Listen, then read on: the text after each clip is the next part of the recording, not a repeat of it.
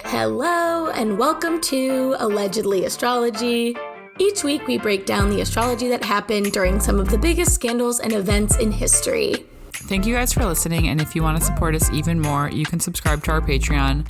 For $5 a month, you get at least 2 extra episodes. You could also leave us a 5-star review and subscribe on whatever podcast platform you listen on. And if you leave us a review on Apple Podcasts or Spotify and DM us a screenshot of that review, we'll make you a custom meme of your big 3 and send you a quick write-up about it. We also have cool Allegedly Astrology stuff for all signs on TeePublic, so go there and check it out. And follow us on social media. We're Allegedly Astrology on Instagram, Reddit, Hey Hero, TikTok, and Allegedly Astro on Twitter. And you can visit our website, allegedlyastrology.com, to learn more about us, the show, and book a reading with me, Dana, and check out some charts and transcripts from select episodes. So, with that, let's get into today's topic. Dana, what are we covering? Today we're talking about the Manti Te'o catfishing scandal, and this was a listener request from Morgan, Chelsea, and Elise. Shout out, you guys. And if you also want a specific episode topic covered, DM or email us, and we might just cover it. Yeah, so we're super grateful because we love sports around here, so any excuse to do a sports episode. We all are sports fans here at Allegedly Astrology. That's true. Anyway, if you don't know who Manti Te'o is, he is a beloved star linebacker who played for the University of Notre Dame, and he became embroiled in a scandal after he fell victim to an infamous catfishing hoax at the height of his college football career.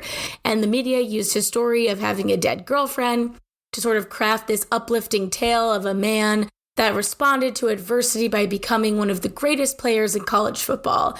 And a recent Netflix documentary has since brought the story back into the spotlight. So obviously we had to cover it. So let's learn a little bit more about Manti and his fake girlfriend and their astrology. Okay, so I just have to start this off by saying that in my mind forever, his name is Mati. So I'm probably going to say Mati a lot of times, but I'm making like an effort to say Manti.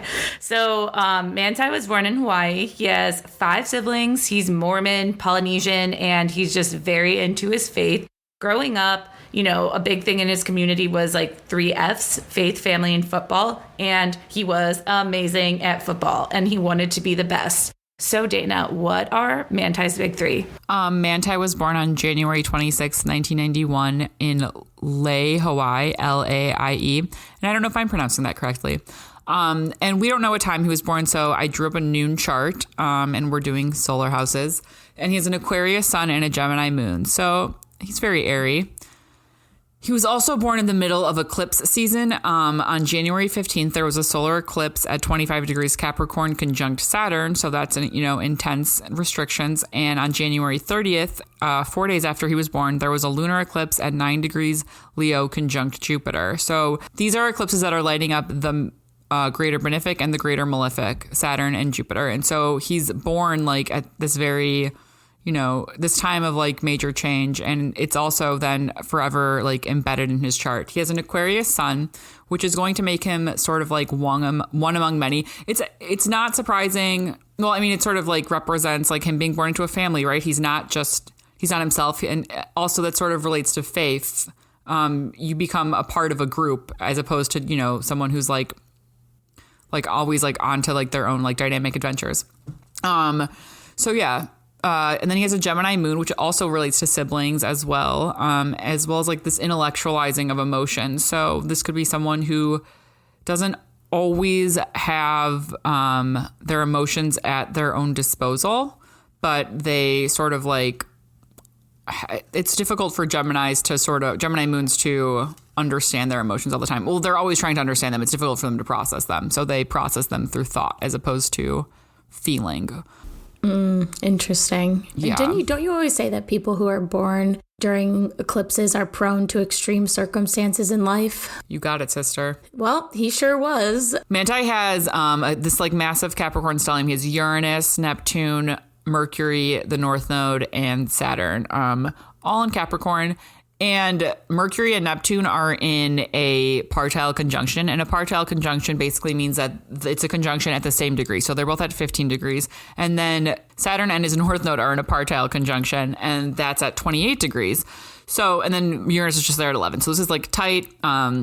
these are really significant. Mercury and Neptune, even in a sign like Capricorn, is Neptune makes someone prone to getting deceived. So, and then Saturn and the North Node, this is sort of like, this will come up more later. We'll touch on that, but just in terms of like being prone to getting deceived, and although we don't know his rising, we do know his sun, which is Aquarius. And so the 12th house from his sun is this Capricorn stellium. So it's like he can't even see behind him, right? It's also like hidden enemies. It's like a lot of stuff lives in the 12th house from his sun. So I think also too that stellium speaks to just how like disciplined he was, like especially when we start talking about how he played, like he was insane, like, and he wanted to be the best and would do whatever it took to get there. Yes. So, prone to deception, poor guy. But anyway, in high school, Manti was recognized on a state and national level, and he had tons of colleges trying to get him to play for them because he was widely considered to be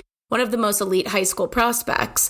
And Manti definitely has an amazing athletic ability. So Dana, what in his chart would sort of point to this athletic ability? So sort of like Sarah said, like that Capricorn stellium is going to be like just like diligent. And then especially with this North Node conjunct Saturn, the North Node is like pointing to what you're doing, and Saturn is all about diligence, and it's in the sign of diligence, Capricorn. So it's like diligence, hard work and effort. Discipline. Right. And also the 12th house is people who've like, the 12th house can be a place where people get out that sort of like excess dark energy in athletics. Interesting. There's like an astrologer who did studies on this for like decades. But then also he's a South Node conjunct Chiron, and this is very much a chip on your shoulder to like give something to prove. It's like sort of like a little bit of that Michael Jordan. Like he doesn't really seem like Michael Jordan, but it's a little bit of that like, you know, like that he's got that dog in him.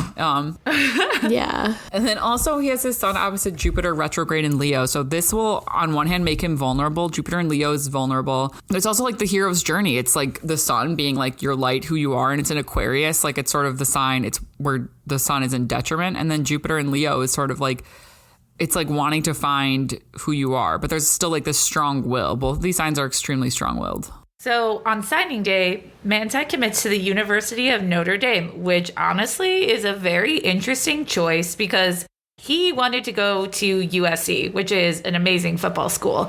So that was like the obvious choice for him.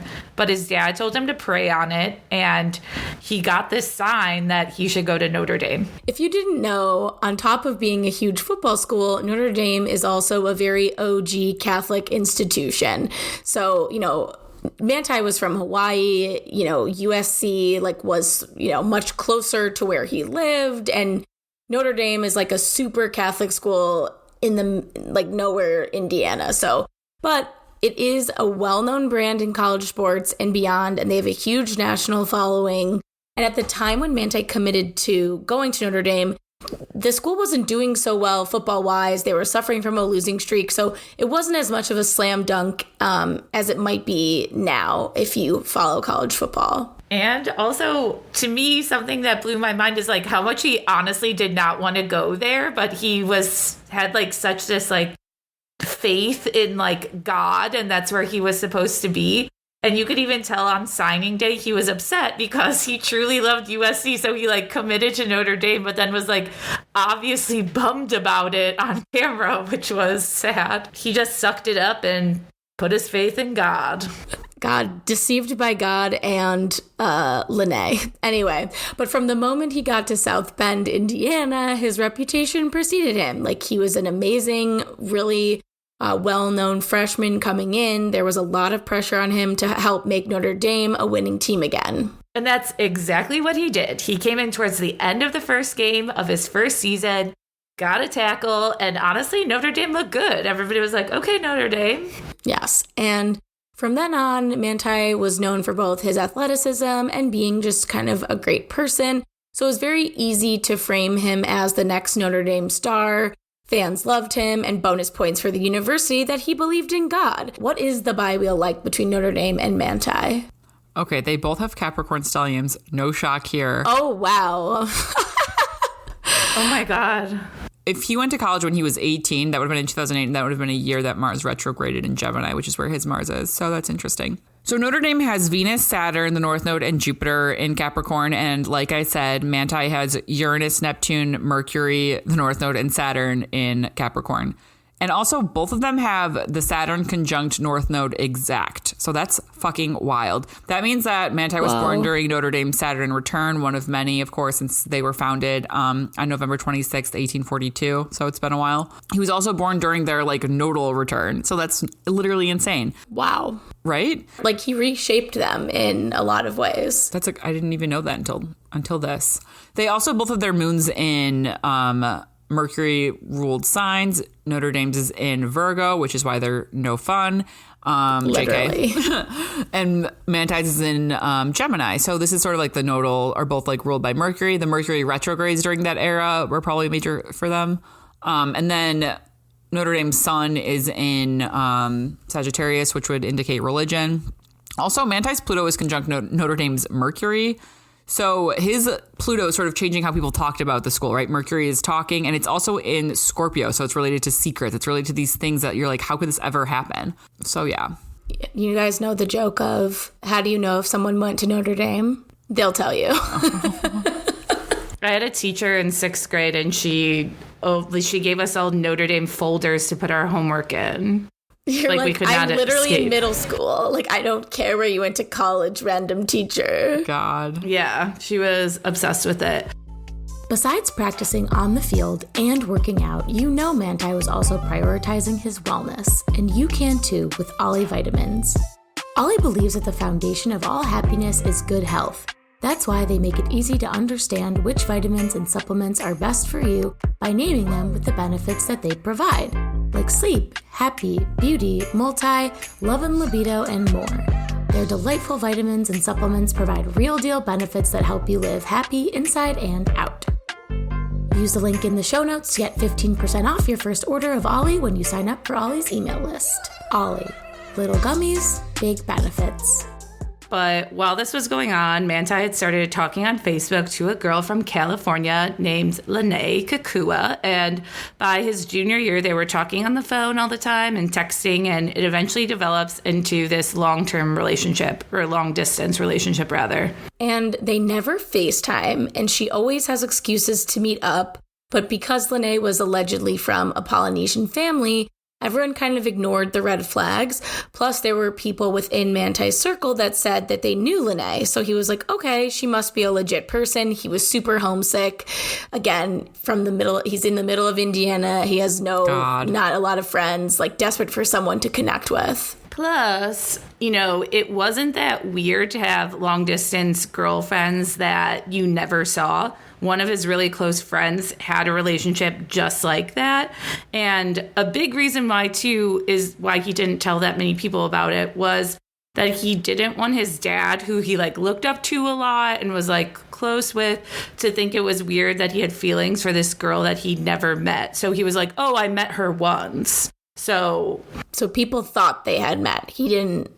Not a lot of people knew that they hadn't. And so one day during his junior year, he learns that Lene gets into a car accident, and Lene's brother calls Manti. He puts him on the phone with her, and he goes, oh my God, Manti, hearing your voice made her respond. So Manti calls her every single day until she gets better.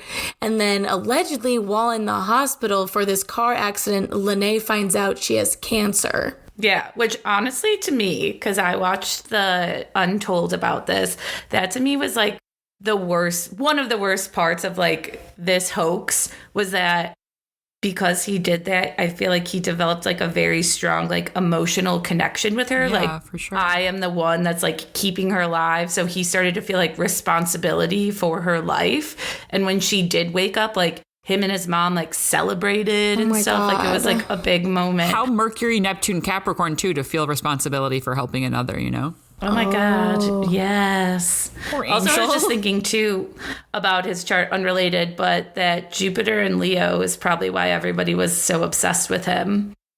Because, yeah, everyone loved him. Actually, a great segue. Because at this time, Manti's fame is skyrocketing. Notre Dame is doing really well thanks to him and is ranking second in the nation in scoring defense. Once again, he's crushing it on the field.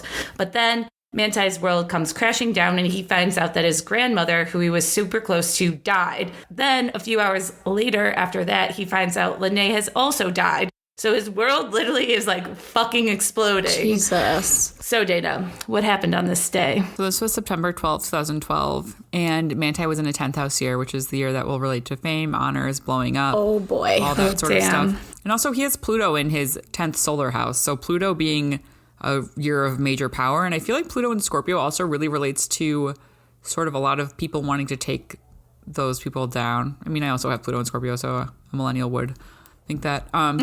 But yeah, he's also in his closing Saturn square. So this is wild. This is the same transit that occurred when Kurt Cobain and Amy Winehouse both popped. So Oh my God. Oh, wow. Manti has survived the 27 Club. We don't have to worry about that. Also, his lifestyle's a little different.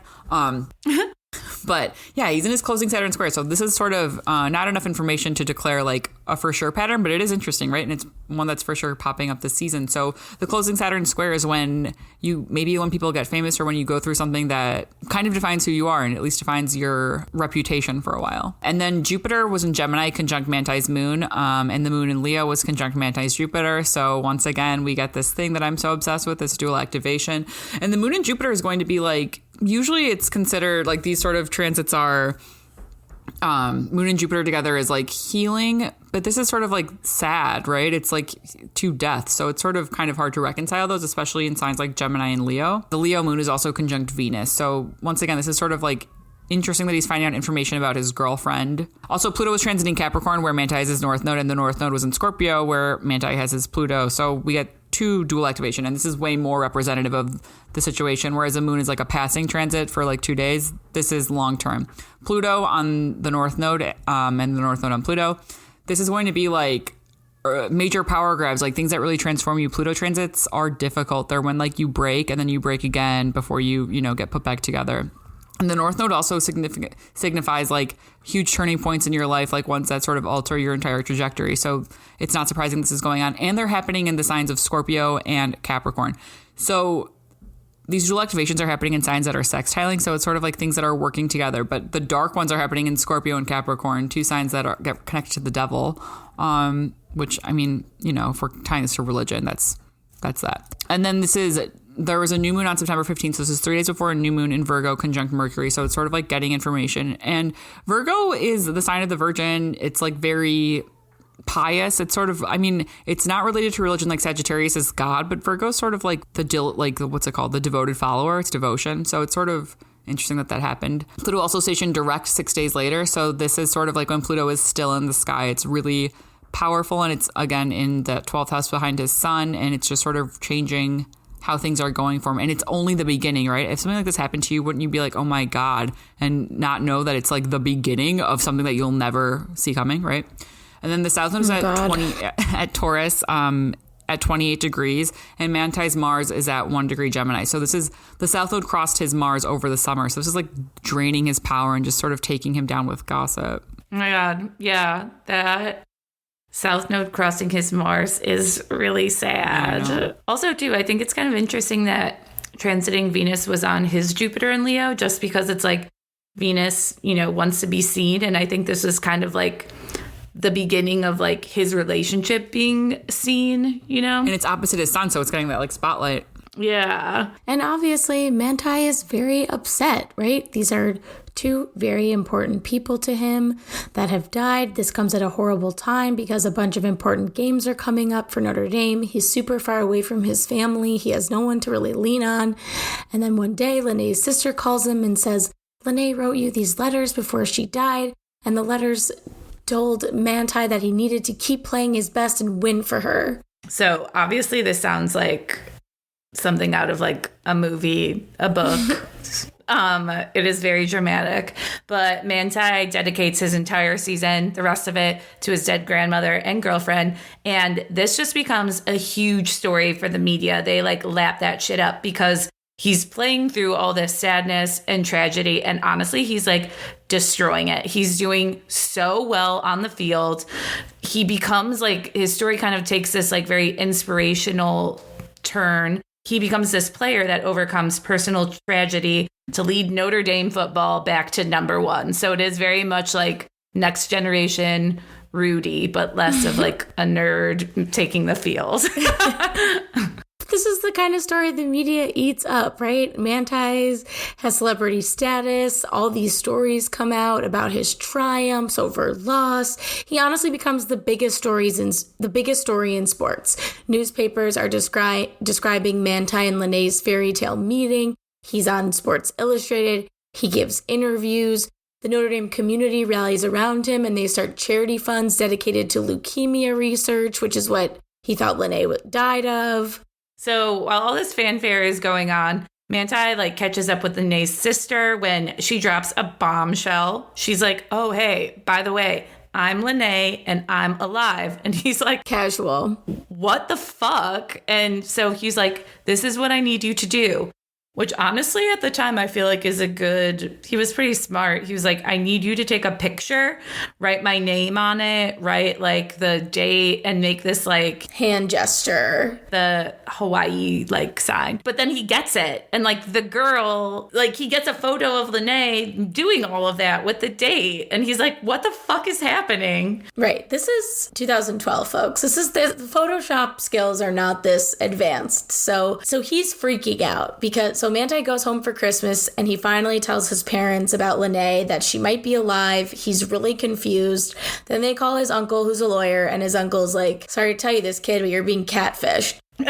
Was this around the time the MTV show was out? When was that? I don't know. I don't feel like everyone knew the term catfishing as well as we know it now. I don't think they did. The documentary Catfish, I think, came out when we were in college, but it wasn't super famous like it is now. Yeah, Catfish came out in 2010, the documentary, but on MTV it came out in 2012. So it basically came out while all this was happening. Interesting. And he, again, he's busy doing football shit. He's probably not super on social media. But anyway, they finally tell Notre Dame, and Notre Dame is like, don't say shit publicly. We will figure this out because we have games to play. They're, again, an institution. So what's happening when Manti tells Notre Dame? Yeah, Catholic institutions know how to keep secrets. So he told them on December 26, 2012. And on this day, this was 2 days before a full moon in Cancer opposite Pluto. So this is all about secrets. The moon is in domicile in Cancer, and the full moons are their culmination points. It's the sun is opposite the moon. Moon's in home in Cancer. It's sort of this big revelation period, and it's opposite Pluto, which is the planet of secrets. So it's really revealing these secrets, and they're serious secrets, right? They're not fun gossip. I mean, I guess it was fun, Sarah, and I did have a fun time being bitches about it later. So this is a full moon that's just related to secrets and sort of blowing the cover. And as we remember, this is during Capricorn season, so it's significant for both Manti and Notre Dame, right? It's this major, oh shit. And he told Notre Dame on his lunar return. So this is a time when the moon is exactly conjunct where it was when you were born. So his moon's in Gemini. So this is a tender time. Whenever you're a little more sensitive during everyone's lunar return. Everyone's a little more sensitive during their lunar return. Also, Mars had just entered Aquarius, and his sun's in Aquarius, and so is his Venus. So his sun is who he is, and his Venus is his, it's sensitive. It's sort of where you want people to like you. And so Mars being the lesser malefic is attacking his reputation and his character. It's sort of where he begins to get taken down, right? It's also probably him questioning himself, the sun being okay, already in Aquarius, the sun's I got to figure out who I am, right? I know I'm not, special, so I want to become special. And so when Mars gets there, it's what the fuck is happening to me? Mercury and Venus are in Sagittarius. And so Mercury in Sagittarius is in detriment. And this is sort of because it's looking at the whole picture. So no one's really looking at details or what's going on, right? It's sort of gossip or how are we going to cover this, right? It could also be religion oriented. Something I've been thinking about his chart that is interesting is how he has moon in Gemini, which obviously is more logical with their feelings, but his whole relationship was thbased on talking, only through communication with someone, and never meeting them and never seeing them in person. It was just solely through texting and talking on the phone. So because Manti is such a big deal at this point, this story of his dead girlfriend is transcending the world of sports and your typical basic ESPN type of outlets. And on the morning of this huge game he has, CBS ran a 3-minute feature story on him. So obviously you see why Notre Dame wanted everyone to shut the fuck up and not say anything, because they have this rising star that's getting put on the national stage, like prime time. So they got to get that money. Yeah, and there's like no precedent for this, I'm sure, even. No, it's really only the Olympic athletes get this sort of kind of like feel good story, like wrapped up in this like, oh yeah, that's true, USA vibes, but like normally a college football athlete at a religious school would not garner like national attention no matter how big they were. So everyone's like lapping up his story, and at the same time he's having like the best senior season ever, and Notre Dame ends their season 12-0, so they're undefeated. Crazy. Like crazy. I remember this just because I feel like... I remember this too. This was like a huge deal. Like everyone was talking about it. Manti is being considered for the Heisman Trophy, which is a really big deal in college football. It's like a very big deal. Like if you don't know what the Heisman Trophy is,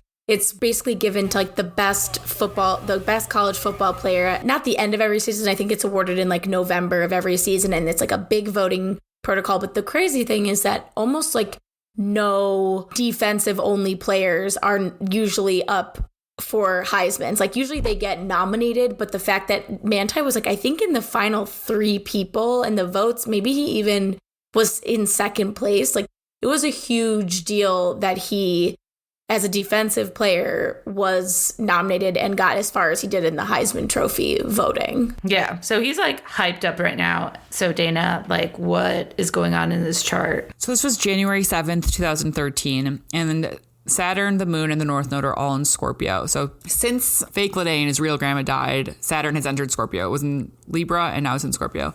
So it's like in the same sign as Pluto. And also it's in the sign of secrets. Scorpio is the sign of secrets. And the moon, if you're ever doing a chart for like a moment or in time, the moon is like sort of like the immediate focal point. It sort of shows where energy is concentrated. Like what's the emotions? What's the vibe? What's the mood?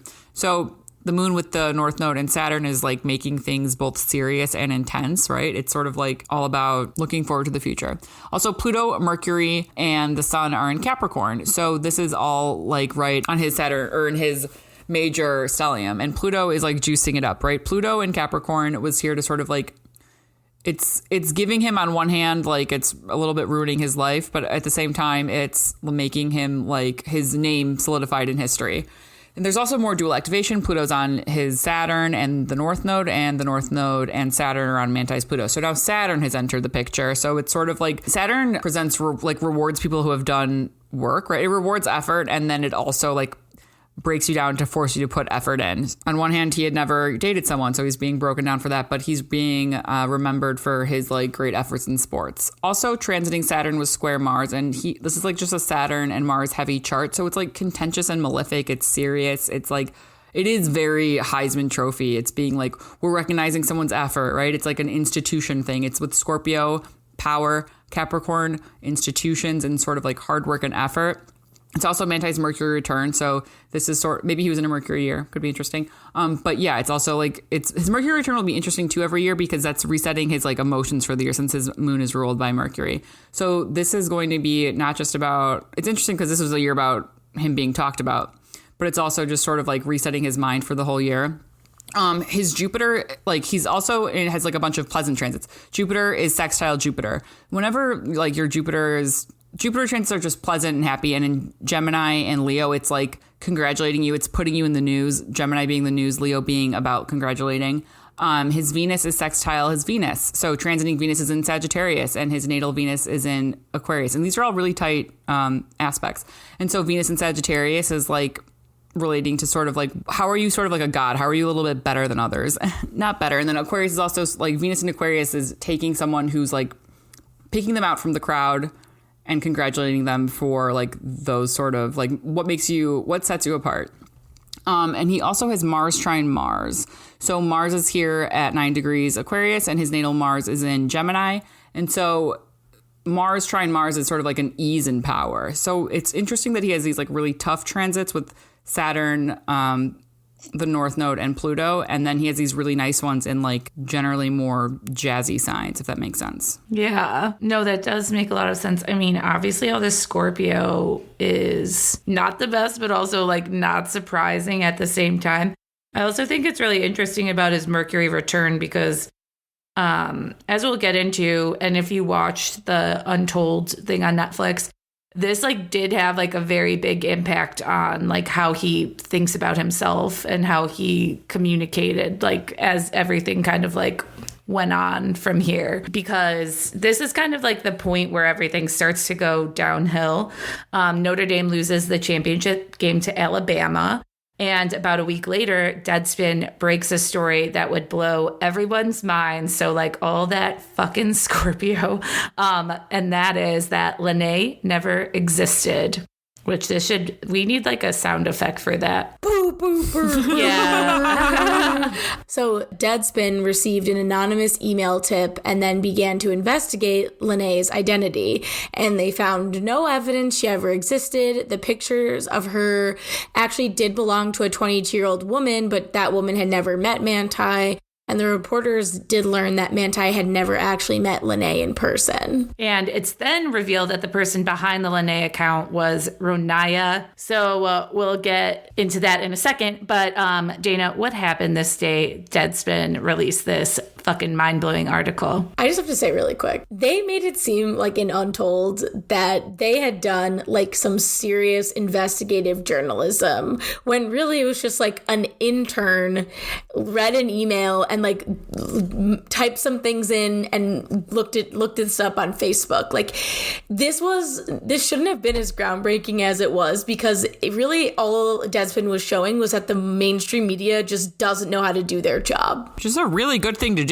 I think like going off of that, that's what I noticed from like Pluto entering Capricorn. Like Pluto is supposed to show like the issues with like the structures we have. Yeah. And we all know like the media doesn't fact check it. So like the guy that like broke the story open, one of the things he says, because as we'll come to learn, like it kind of becomes this like weird story about like, was Manti lying? Is Manti gay? And he was like, that's like literally not, like we had no control over the narrative, where like our narrative was just showing that like all these major news outlets didn't fact check anything and like put this story everywhere. Right. And then so of course they are trying to bring down Manti to deflect the blame off of themselves. But We'll digress into a lot of this later. So what was going on, Dana? So this was January 16th, 2013. And this is like right on the money for what we've talked about. So Saturn is at 10 degrees Scorpio, and Scorpio, again, being the sign of secrets, Saturn being doing your work. And it's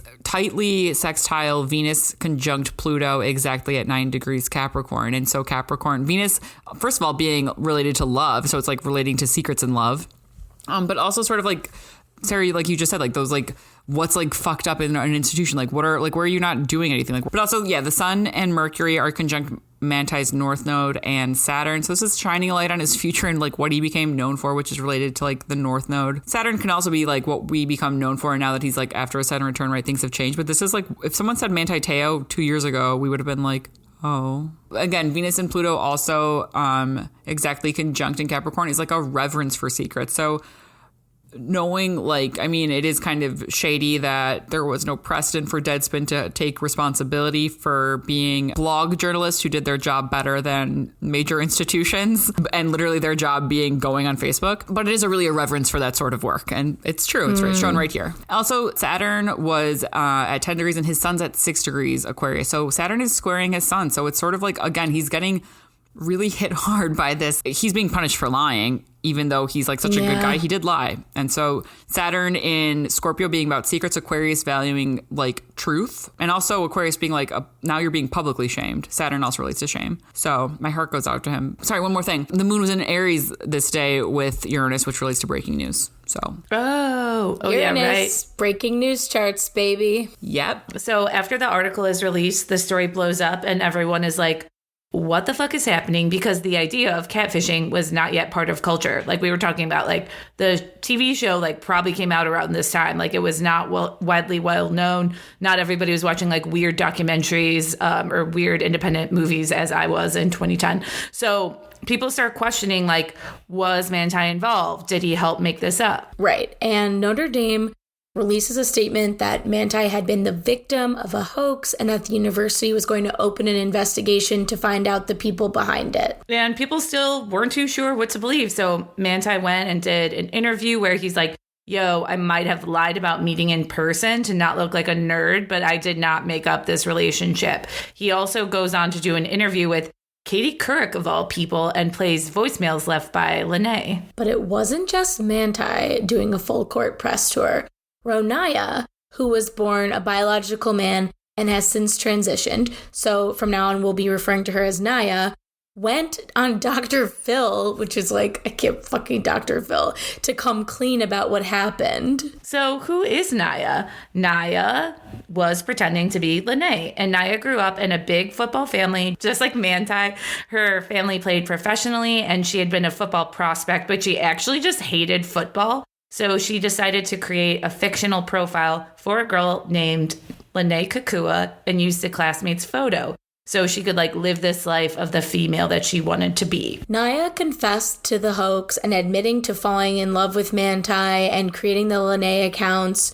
She also recreated the female voice used to talk to Manti, which was like kind of mind-blowing when they played that. But unfortunately, we could not find the birthday for Naya, but we do have the date for the Dr. Phil episode. So Dana, what was going on that day?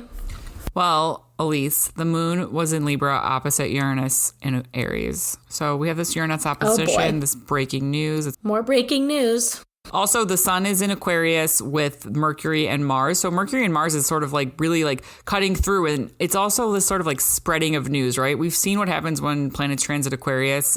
It just sort of, I mean, we get a plague. And this sort of was a little bit of a mind virus. And then in terms of what's going on in Manti's chart, because that is pretty significant, Mercury was conjunct, Mercury and Mars are conjunct Manti's Venus. So this is wild. It also made me realize, because Neptune on this day was at 2 degrees Pisces, all the while that he was being catfished, Neptune was on his Venus in Aquarius. So with Neptune on your Venus, check yourself before you wreck yourself. Make sure you get more than just someone holding up a picture with their name on it. Also, Pluto is, conjunct Manti's Uranus in Capricorn. This is just blowing his cover, right? Like, Uranus being like explosions and Pluto being like taking you down to hell to prop you back up.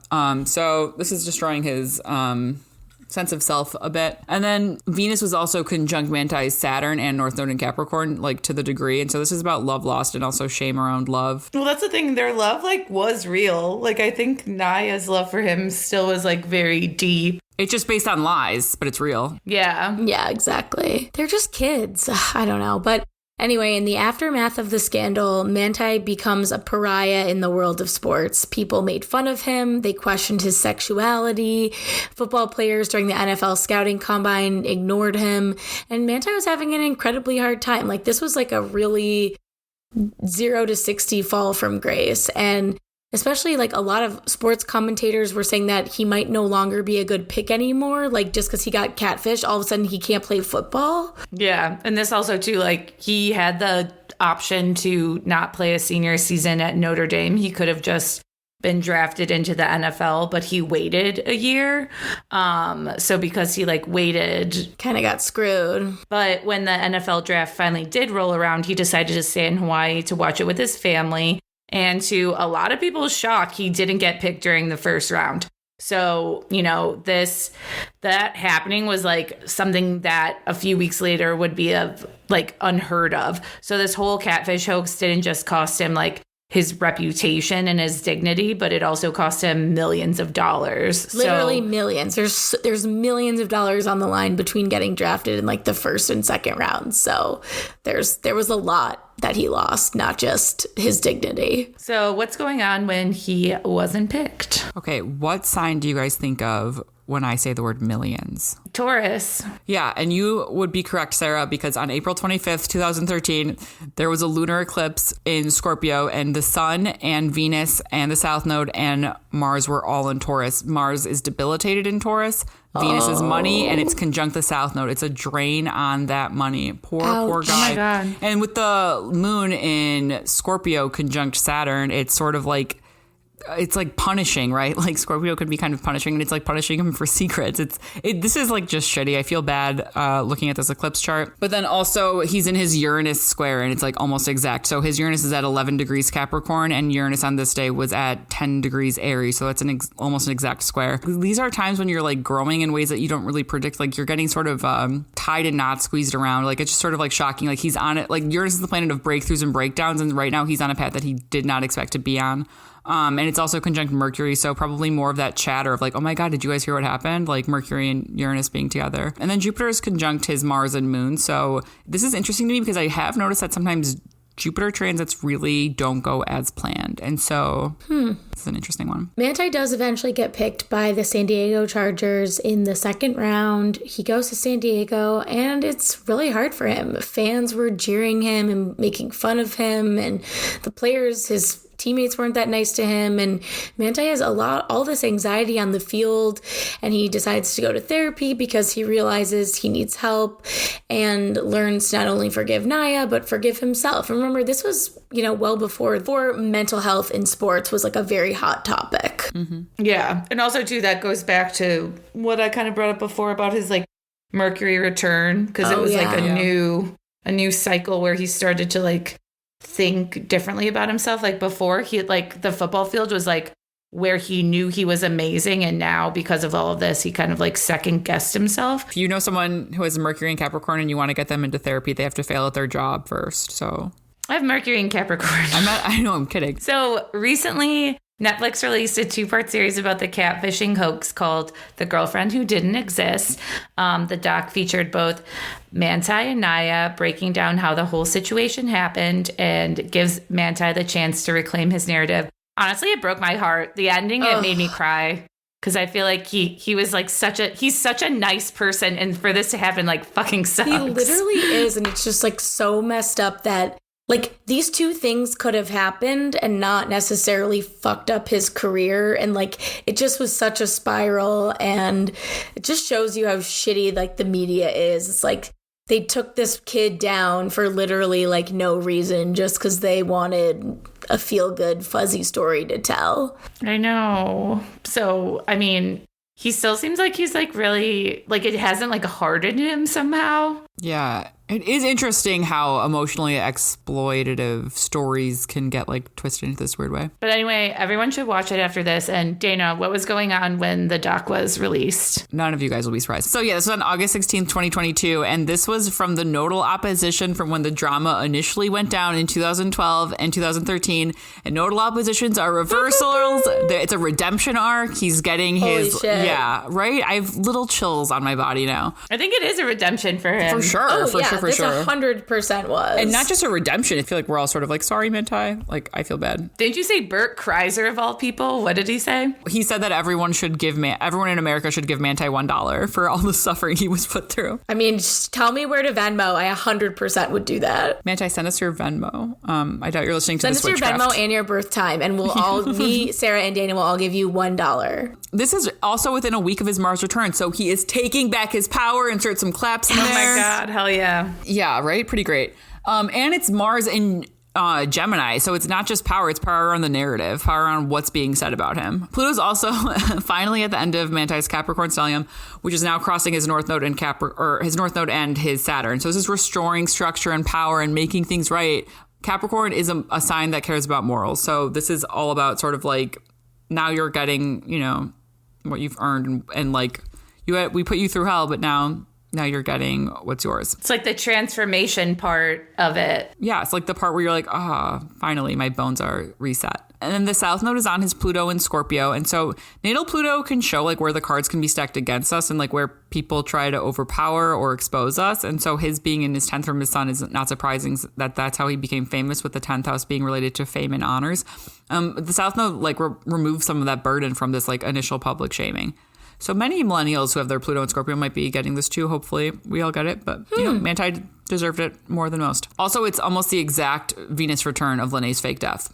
Oh. So it's sort of like, whoa, the love is, it's a different love now. Huh. Oh my God. There's a lot to unpack here, literally. That's like crazy. That is crazy. Mars return, the nodal opposition.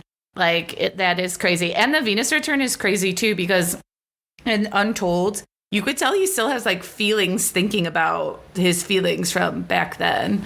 So not like saying he like is in love with Lene anymore, but you could tell like when he thought about it, he would like be emotional. Right. Like think about that was his first love. Like you always are nostalgic thinking about the first person you had like real feelings for. And like that was such a transformative time for him, whether she was real or not. Like he felt those feelings. Yeah. The sun is also on this day in Leo in domicile, opposite Saturn in Aquarius in domicile. So that's highlighting his own sun Jupiter opposition. So it's sort of like fulfilling some sort of point of that, what's it called? The hero's journey we talked about. So this redemption arc coincides with this hero's journey. And it's his Venus opposition. So yeah, many layers. Many layers. But at the end of the day, Manti would go on to have a pretty decent football career, all things considered, and he played in the NFL until 2021, so not too shabby. And today he's married and he has a daughter, and he seems like therapy worked. He has a good head on his shoulders. He's very much an evolved human being. Yeah. He seems like, honestly, like such a good person. I don't know how else to say it, but he seems like such a good guy. Like, I'm like, oh my God, I just want to like hold you like a baby bird. But he even actually went back to Notre Dame for the first time since 2012, pretty recently, this past September. And he received a warm welcome back. Like everybody was like freaking out seeing him. So Dana, what happened when he went back to the old college campus? This was September 17th, 2022. And this coincided with his lunar and Mars return in Gemini. So yay. Mars, again, being taking your power back, and the moon relating to home. So it's sort of like he's going back to his home turf and taking his power back. So sweet. I'm literally could cry right now. No, Dana, you honestly will love his Untold, because it's like about how amazing he is at sports, a downfall, but then the whole time he's like such a nice, like I cried because I felt bad for like what he went through, like because he's a good person and like did not deserve it. Yeah, I can feel the lump in my throat. I'll just be sobbing the whole time. You guys, you can't see Dana and Sarah, but they both are getting real teary-eyed right now. My eyes are sweating. It's also the last quarter moon, so it's the end of a cycle, which is, it's like, all right, like, you know, it's maybe not easy. Like, he must have had feelings before going there, and that's what like a moon is, right? So that's what a moon is. It's feelings. A moon is feelings. A moon is feelings. So yeah, it's just sort of like this closing of this cycle. And then the sun in Virgo is opposite Neptune in Pisces. And this has to do with like confusion around emotions, especially with Pisces being so feeling. It's also about like holding someone sacred. So I feel like he's being idolized, but it's also like making amends in a way, and like revealing how someone has been mistreated. With Pisces has a lot to do. Pisces and Virgo both get mistreated. Some of you take advantage of it more than others. Ooh, Dana throwing shade. Yeah, I'm victim blaming. JK, I love you all. But Neptune also is squaring Manti's moon. And so this is really contending with trust issues and like learning how to let go. Neptune is also squaring my moon right now. And yeah, it's hard. But it's also like, oh, like you just have to let go. It's all about emotional freedom. I've read a lot about this, trying to figure out how to get through it. And it's just sort of like, wait, no, that's like one of the things he says in his in the documentary is like when he goes to therapy, his therapist is like, do you forgive? And he thinks you're going to say, oh, he's like, did you forgive like Naya? And he's like, yeah. And then he's like, did you forgive yourself? Capricorns can't though, can you? I mean, I think at least he's starting to. I'm joshing, but yeah, that's beautiful. But it does take a Capricorn much longer, a Capricorn placement's much longer to forgive themselves than to forgive those who have wronged them. Well, Manti has had a very wild ride in the public eye. I think we're all still processing all of what's gone on for him. I personally feel bad because I just remember being like, that guy's a loser. But now I'm just like, wow, like he got fucked. And I don't know what else to say. But Dana, do you have any predictions on what's to come for him in the future? Is he going to get anything out of this besides forgiveness? Like, what's going to happen? So I think he might say something surprising. Is that vague enough? His solar return. Say something surprising? Yeah. His solar return coincides with his Mercury return, his Venus return, and his Mars return. So this is like a year of personal integration and a year of healing. Mercury all about your thoughts. Venus about like love and trust, and then Mars about like taking power back. So it could be one that is internal and in therapy, but it could also be one where he sort of just says stuff that we don't expect. Pluto is exactly conjunct his Saturn and North Node in his solar return, and Mercury will be exactly conjunct his Uranus and Capricorn. So that's sort of like that surprisingness, right? Uranus being the planet of shock and surprise. So he can be feeling really powerful and surprising himself too. And then Mercury is square Chiron in Aries, so it could be even like the aftershock of healing, right? Like, because he's healed alone, so now he's going to be healing in public a little bit more. And then Saturn is conjunct Venus in Aquarius on his Venus in the sign of his sun on his solar return. So this shows maturity and reverence, and it kind of seems like he already really has a hold on both of those things, but like it could be just something for him. Like maybe this is the year where he learns to forgive himself. Venus also has to do with forgiveness. So does Saturn. So that would be great, especially with his sun there, like on his solar return. And then the moon, Jupiter, and Chiron are all in Aries. So this could be taking a little bit back for himself, the moon in Aries, right? Like maybe he'll be feeling a little bit like Rihanna. Maybe he'll be at the Super Bowl. That would be cool. Whoa. Oh my God. So yeah, this could also be like just like healing and gaining a greater sense of self and individuality with the moon and Jupiter and Aries being the sign of like the self, right? It's a little baby that comes kicking out of the womb and is like, here I am. I'd like to live now. Aye. Well, anyway, we'll see what surprising things Manti has in store for himself this year. But next week, we'll be moving on to an eerier story, and that is the disappearance of Malaysia Airlines Flight 370. Can't wait to dig into this one. Gonna be an interesting topic, but in the meantime, go sign up for our Patreon. We have some really spooky, fun October episodes. And with that, I'm Elise. I'm Dana. And I'm Sarah. And this is Allegedly Astrology.